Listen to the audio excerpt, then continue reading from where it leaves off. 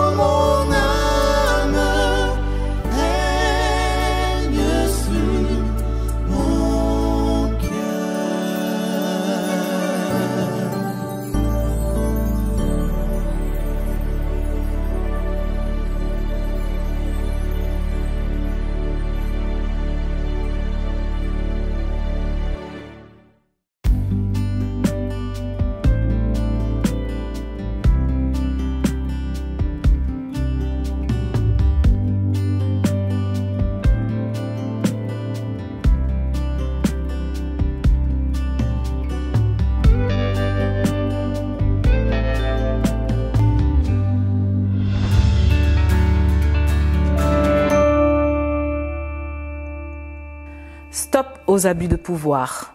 C'est le message d'Anditna d'aujourd'hui. Que cela cesse maintenant. Que cesse la violence sous toutes ses formes. C'est l'appel lancé chaque année à l'occasion de cette journée spéciale proposée et préparée par l'Église adventiste du 7e jour. Plusieurs départements de la conférence générale de notre Église se sont associés pour fournir les ressources nécessaires à cette journée.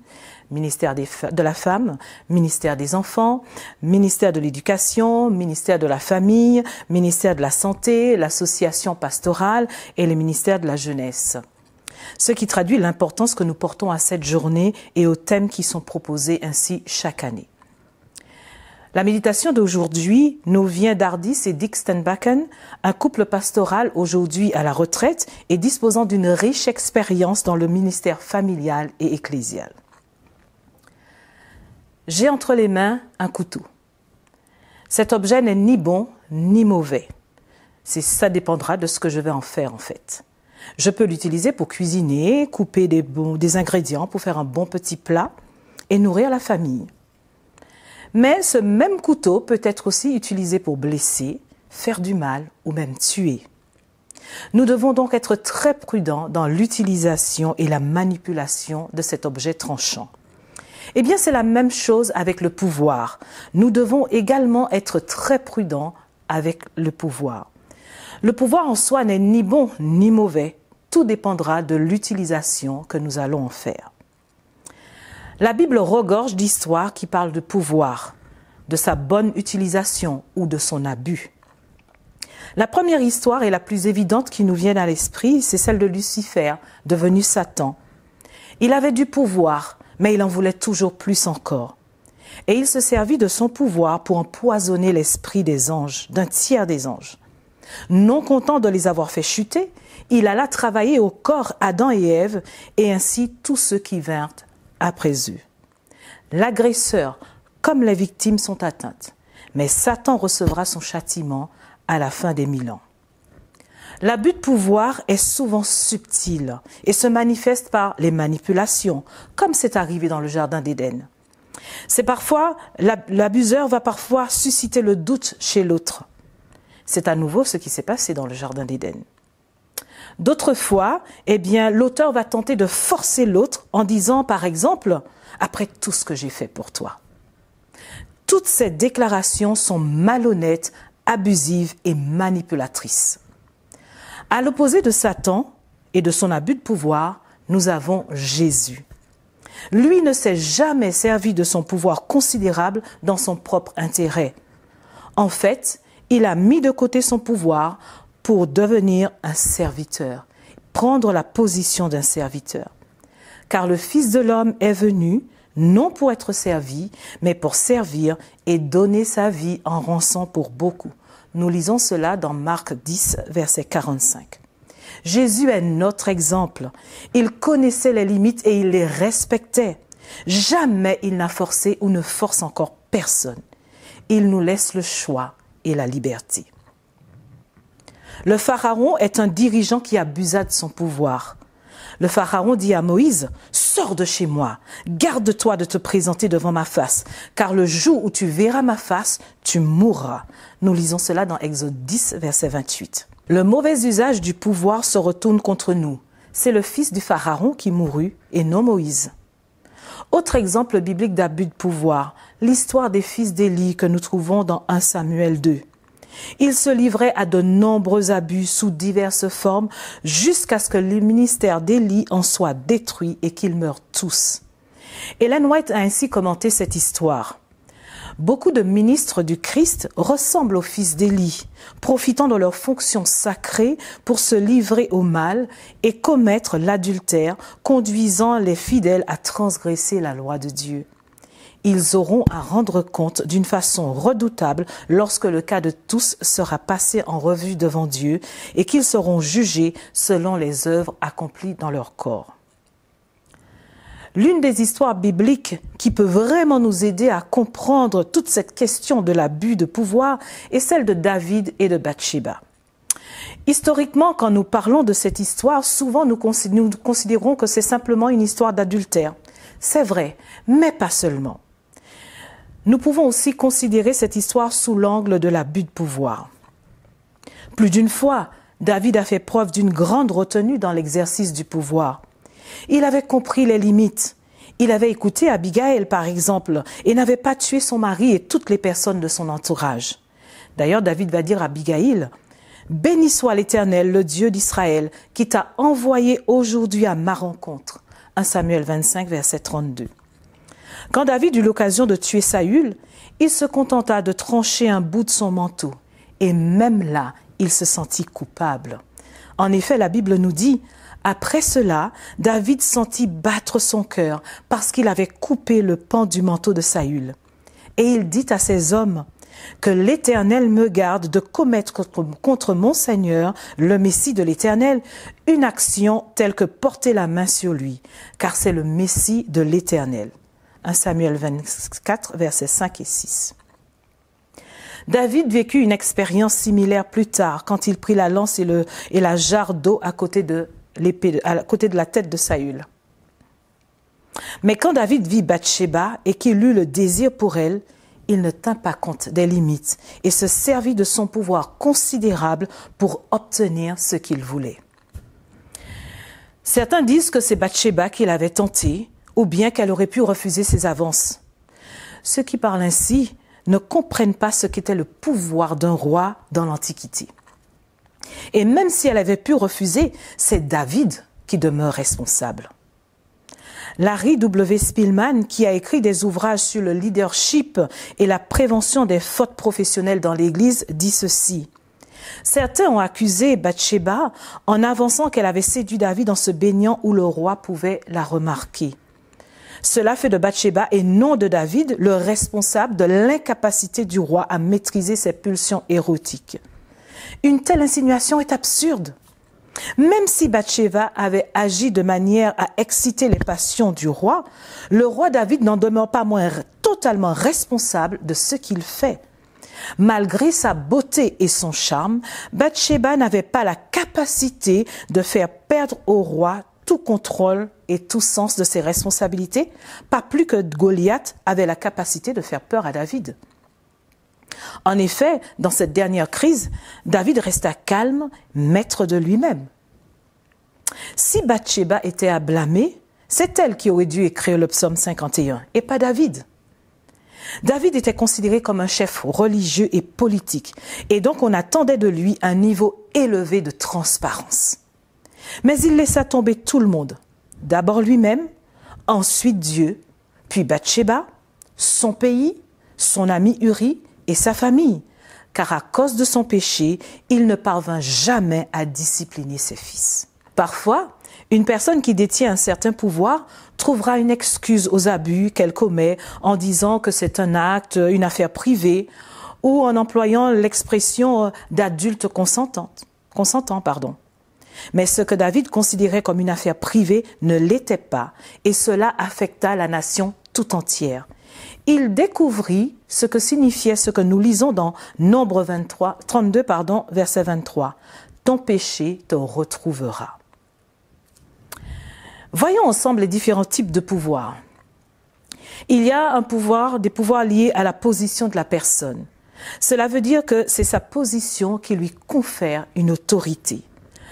Parmi ces positions, nous avons le pasteur, l'avocat, l'enseignant, l'entraîneur, le soignant, le médecin, le psychologue, le chef d'entreprise, une célébrité, le politique, le mari ou l'épouse, les parents, les enfants adultes de parents vieillissants, par exemple, des dirigeants d'église, y compris les responsables de jeunesse et des tisons, des anciens d'église. Tous les adultes de l'église se sont sans doute vus dans l'une ou plusieurs de ces catégories. En règle générale, nous admirons et respectons ces personnes, mais quand elles abusent de leur pouvoir, les dégâts deviennent considérables. Il y a aussi d'autres types de pouvoirs. Pouvoir économique, faire un mauvais usage de l'argent et de la confiance que d'autres nous accordent. La personne exerce un pouvoir parce qu'elle a de l'argent. Les autres l'admirent, ou bien elle peut contrôler les choses ou les événements avec son argent, soit en donnant ou soit en retenant. Il y a le pouvoir lié à l'influence qu'on peut avoir. Pensez par exemple à des personnalités du monde du sport, du divertissement, de la musique, des médias sociaux et d'autres personnes connues qui influencent leurs abonnés et apparaissent dans des publicités. Elles ont un pouvoir de persuasion. Il y a le pouvoir lié au physique. C'est généralement faire usage de sa taille et de sa force physique pour forcer l'autre à obtempérer. Cela peut sembler évident. Si vous êtes plus fort et plus grand que moi, eh bien, vous avez l'ascendant sur moi. Il y a encore le pouvoir qui peut être informationnel, c'est-à-dire faire usage d'informations que l'on pourrait détenir par rapport aux autres. C'est particulièrement vrai, par exemple, dans le contexte de l'Église ou dans le contexte politique. Si vous êtes en possession d'informations, vous pouvez contrôler les événements et contrôler les gens. Le pouvoir peut être aussi psychologique ou émotionnel. C'est utiliser les émotions pour dominer, humilier, manipuler ou contrôler les autres. Éphésiens 6, verset 4 nous dit « N'irritez pas vos enfants ». Le pouvoir peut être aussi spirituel. C'est user de son influence ou de sa position spirituelle pour ordonner, exiger, dénigrer ou forcer quelqu'un à croire quelque chose ou bien à agir d'une certaine manière. Enfin, le pouvoir peut être sexuel, exploiter l'autre pour sa gratification sexuelle personnelle. L'abus de pouvoir peut être aussi sur le plan sexuel, exploiter l'autre pour sa gratification sexuelle personnelle. L'abus de la part de ces personnes peut se manifester sous forme d'abus sexuels, d'inceste, d'agression, de harcèlement, d'abus verbaux ou physiques, ou bien il peut aussi s'agir de profiter d'une personne ou d'un groupe dans son propre intérêt. Vous vous êtes peut-être dit, non, je ne rentre dans aucune de ces catégories. Moi, je n'ai aucun pouvoir. Pourtant, nous avons tous du pouvoir dans un domaine ou dans un autre. Et nous devons respecter les limites et être tenus pour responsables de l'usage que nous faisons de ce pouvoir.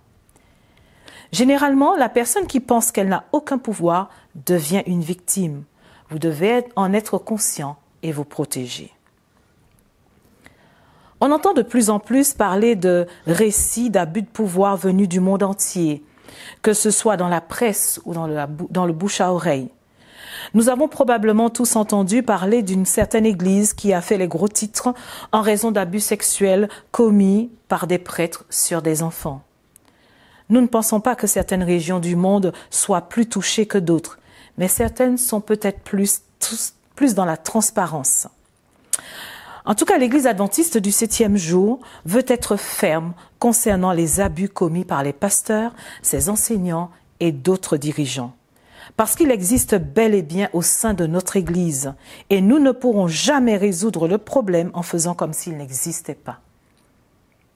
En février 2008, la revue Ministry, qui est une revue internationale pour les pasteurs, a publié un article sur Adventist Risk Management, la compagnie d'assurance de l'Église adventiste du 7e jour. L'un des directeurs, en réponse à des questions sur les abus commis par les dirigeants d'Église, y déclarait, je cite, « Les abus existent. Certaines dénominations ont pris leur parti de refuser de l'admettre encore et encore jusqu'à ce que la justice intervienne. L'expertise que le groupe Adventist Risk Management a développée intervient pour tenter de minimiser la douleur et la souffrance causée par les abus. Dès que les plaignants cèdent à la colère, ils s'en prennent à l'Église, ils s'en prennent aux personnes qui tentent pourtant de les aider, et la guérison devient pour eux quasiment impossible. Vous voyez, quand il y a abus de pouvoir, les gens souffrent, et souvent ils perdent aussi également toute confiance en Dieu. Quand les limites sont dépassées, il y a toujours une personne qui souffre. C'est d'abord la victime, mais aussi la personne qui en est l'auteur. Et quand il s'agit d'un dirigeant d'église, il n'y a pas que les personnes qui sont touchées, mais l'église est touchée et sa mission aussi est touchée. Alors que peut-on faire? Y a-t-il une solution à ce problème? Y a-t-il une bonne nouvelle? Peut-être. Oh que oui, il y a une bonne nouvelle. D'abord, nous devons admettre qu'il peut nous arriver à tous d'abuser de notre pouvoir dans certains domaines si nous ne laissons pas le Saint-Esprit nous guider en toutes choses. Nous devons faire attention à ne pas devenir victimes ou agresseurs. En tant que membres d'une assemblée, membres d'une communauté, membres d'une famille, nous devons tous rendre des comptes les uns aux autres et rendre des comptes à Dieu. Voici quelques exemples auxquels nous pouvons et devons faire attention. Quelques éléments, auxquels nous pouvons et devons faire attention. La transparence. En tant que pasteur, leader spirituel ou enseignant, quel que soit votre pouvoir, vous devez comprendre que Dieu vous tient responsable du maintien des standards, non seulement dans vos paroles, mais aussi dans votre manière de vivre. Jacques 3, verset 1 nous dit « Ne soyez pas nombreux à vouloir être enseignants, mes frères, car vous savez que nous subirons un jugement plus sévère. » Autre élément à prendre en compte, la réciprocité. Quand nous trouvons un terrain d'entente sans qu'aucun n'ait l'ascendance sur l'autre, c'est là que nous pouvons collaborer de la meilleure façon possible. S'il y a une inégalité sur quelque plan que ce soit, l'un des deux est désavantagé et le risque des abus de pouvoir et d'abus en général sont plus grands. Ensuite, le respect. Nous devons respecter nos propres limites et respecter aussi les limites des autres. Respecter notre corps, notre propre pouvoir. Cela veut dire ne pas s'en servir pour abuser ou se laisser abuser. Paul le dit très clairement quand il affirme « Je vous exhorte donc, frères, par les compassions de Dieu, à offrir vos corps comme un sacrifice vivant, saint et agréable à Dieu, ce qui sera de votre part un culte raisonnable. » Romains 12, verset 1. Et il dit encore dans 1 Corinthiens 6, verset 19, « Ne savez-vous pas ceci ? Votre corps est le temple du Saint-Esprit qui est en vous et que vous avez reçu de Dieu, et vous n'êtes pas à vous-même. » Un autre élément à prendre en compte, c'est la collaboration. À nouveau, nous avons là encore des exemples bibliques. Au tout début, Adam et Ève reçurent tous deux le contrôle. Aucun des deux ne devait se servir de son pouvoir pour dominer l'autre. Quand nous collaborons avec les autres, au lieu de chercher à avoir l'ascendant sur eux, les résultats sont bien meilleurs. Élisabeth et Zacharie travaillaient ensemble pour élever leur fils Jean. Voyons l'origine du mot collaborer. Nous avons co d'un côté qui signifie avec, laborer, bien qui signifie travailler, œuvrer. En fait, travailler ensemble. Ananias et Saphira ont travaillé ensemble, mais dans le sens négatif. Ça a été une collaboration abusive. Sur le plan financier, ils avaient du pouvoir. Le texte ne nous dit pas pourquoi ils ont décidé de s'en servir pour duper les disciples. Mais cette histoire illustre la gravité du péché au sein de l'Église, la sensibilité de l'esprit au péché et le jugement rapide de Dieu en cas de péché. Nous avons des illustrations par contre positives. Dans la lettre de Paul aux Éphésiens, nous trouvons des illustrations positives. Voyons ce que Paul écrit dans l'Éphésiens chapitre 4, et c'est une magnifique illustration de transparence, de responsabilité partagée et positive, de réciprocité, de respect et de collaboration. À partir du verset 1, il écrit que les croyants sont exhortés à marcher d'une manière digne de la vocation qui vous a été adressée en toute humilité et douceur et avec patience. Efforcez-vous de conserver l'unité de l'esprit et le lien de la paix. Si nous vivons vraiment ainsi, il n'y aura aucun abus, à aucun niveau. Personne ne voudra avoir l'ascendant sur quiconque simplement parce qu'il en a le pouvoir. Paul poursuit en nous mettant en garde au verset 17 à 19 contre la futilité des mauvaises pensées et des mauvaises actions qui conduisent à une compréhension obscurcie et à la séparation d'avec la vie de Dieu, à cause de l'ignorance qui est en eux et de l'endurcissement de leur cœur, nous dit-il. Vous voyez le contraste? Vous sentez l'impact de ces états opposés? L'un est digne de la vocation qu'il a reçue, il est humble, il est doux, patient, conserve l'unité de l'esprit.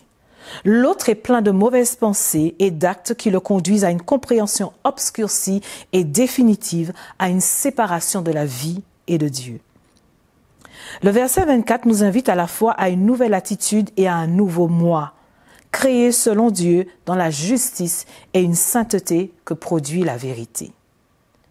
C'est là qu'intervient le maître artisan qui se sert des tranchants aiguisés de la vérité pour nous façonner et nous changer, agresseurs ou victimes, ou les deux, afin que nous devenions une magnifique démonstration de sa présence.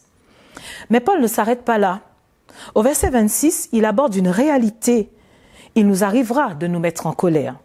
Oui, cela nous arrivera. Mais même Jésus, en fait, s'est mis en colère. Nous lisons cela dans Marc 3, verset 5. Mais il n'a jamais été abusif. La colère est exactement comme cet objet tranchant que je vous ai présenté tout à l'heure. La colère peut être destructrice et violente. Ou bien il peut arriver que nous soyons tellement en colère face à quelque chose qui ne va pas, que nous soyons obligés de trouver une solution positive. Nous sommes obligés de changer l'injustice ou le comportement abusif. Gardez à l'esprit que la colère ne doit jamais être une excuse pour devenir soi-même violent ou abusif. Jamais, jamais. Si vous vous mettez en colère, ne péchez pas. Que le soleil ne se couche pas sur votre irritation. Ne donnez pas ainsi accès au diable. Voilà la manière dont Paul met des limites à cette émotion toute humaine. Et Paul continue dans Éphésiens 5, verset 1 en disant que nous devons être les imitateurs de Dieu et marcher dans l'amour. Le terme original que Paul utilise est mimétai, dont vient le mot imiter. Il n'y a qu'une seule manière d'y parvenir. Nous devons regarder attentivement à Dieu, nous concentrer sur ses caractéristiques et puis chercher à intégrer ces mêmes caractéristiques dans notre vie quotidienne. Être comme lui et refléter son caractère auprès de ceux qui nous entourent. Se contenter de moins que cela, dit Paul, revient à donner au diable non seulement une prise, mais la clé de la porte d'entrée de notre cœur. Nous sommes appelés à examiner ce qui est agréable au Seigneur et à veiller avec soin sur notre conduite, non comme des fous, mais comme des sages, et à racheter le temps. Si nous menons nos vies marquées par ces caractéristiques irrésistiblement positives, transparence, réciprocité, respect et collaboration, nous nous soumettrons les uns aux autres dans la crainte du Christ. Vous voyez la réciprocité? Ensuite, dans toutes les relations, nous refléterons la transparence, la réciprocité, le respect et la collaboration qui représentent notre processus de transformation en de magnifiques et artistiques imitateurs de Dieu. C'est le contraire de l'abus de pouvoir. Si nous menons des vies marquées par ces caractéristiques, nous cesserons d'exaspérer, de provoquer ou de harceler les autres, voire même nos propres enfants. Nos relations conjugales seront fondées sur l'égalité, le respect et la soumission mutuelle à Dieu. De la même manière qu'un sculpteur sur bois peut se servir d'un instrument coupant pour créer un magnifique motif dans le bois, on peut se servir d'un couteau, comme je vous ai montré tout à l'heure, ou de tout autre objet coupant pour faire du mal, couper, blesser ou défigurer. C'est la même chose avec le pouvoir. On peut abuser de son pouvoir pour faire du mal aux autres. Le mauvais usage et l'abus de pouvoir réduisent à néant toutes les occasions d'amener d'autres personnes à Christ, car l'abus de pouvoir éloigne l'auteur des faits du projet divin. On peut aussi se servir du pouvoir pour contribuer à créer une vie magnifique, façonnée par le Saint-Esprit pour la gloire éternelle. Par le pouvoir et la puissance du Saint-Esprit, nous devenons artisans et co-ouvriers avec Dieu pour faire de ce monde un endroit plus beau. Il veut que nous conduisions les gens vers un avenir radieux et en définitive vers une éternité puissante et belle. Marchez d'une manière digne de la vocation qui vous a été adressée, en toute humilité et douceur, avec patience, en vous efforçant de conserver l'unité de l'esprit par le lien de la paix. Éphésiens 4, versets 1 à 3. Quand nous vivons nos vies de cette manière, avec cette utilisation et cette appréciation positive du pouvoir, nous manifestons pleinement le caractère de Dieu et nous attirons d'autres personnes à lui dans une véritable adoration. C'est là la véritable évangélisation. Aujourd'hui, le Saint-Esprit veut parler à notre cœur et à notre intelligence, en nous demandant de collaborer avec lui pour tendre la main à ceux qui souffrent et leur révéler son amour et son caractère. Vous sentez ce frémissement dans votre cœur? Dieu nous appelle à tendre la main à tous ceux qui sont victimes d'abus de pouvoir. À tous, quelle que soit cette personne, bien Dieu nous demande de lui tendre la main, de lui apporter notre aide. N'oubliez pas que cette personne attend. Elle attend. Ne la faites pas attendre trop longtemps. Vous pouvez répondre aujourd'hui à Dieu et lui dire oui. Oui, je veux te servir, je veux apporter mon aide et par et avec ton amour, aider ceux et celles qui souffrent d'abus de pouvoir. Merci à la pasteure Diane Régis de sa réflexion profonde sur cette question de l'abus de pouvoir. Je vous rappelle que cet après-midi, nous nous retrouvons toujours sur notre chaîne Adventiste FFS en direct pour pouvoir vivre un programme d'échange, de discussion avec différents intervenants autour de cette thématique. Pour ma part, je voudrais à présent vous encourager à vivre le culte pleinement, c'est-à-dire aussi dans la dimension de nos offrandes, de nos dîmes. Alors vous pouvez le faire tout simplement en cliquant sur le lien qui se situe en bas de votre vidéo. Je voudrais vous laisser avec ce texte de bénédiction et d'encouragement. Garde et écoute toutes ces choses que je t'ordonne, afin que tu sois heureux, toi et tes enfants après toi, à perpétuité, en faisant ce qui est bien, ce qui est droit aux yeux de l'Éternel, ton Dieu.